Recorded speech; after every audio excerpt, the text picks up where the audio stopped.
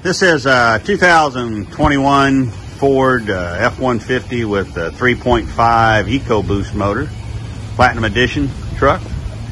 We just left it all stock coming out the back, but put a nice Flowmaster Super 40 muffler on it. Just give it a deeper, bassier tone out of it. Keeps the rasp down on these things better than the straight pipe. Took the factory resonator out. Left it all stocked up front with the factory cats as usual. Let's see what it sounds like. Give it a little rumble here.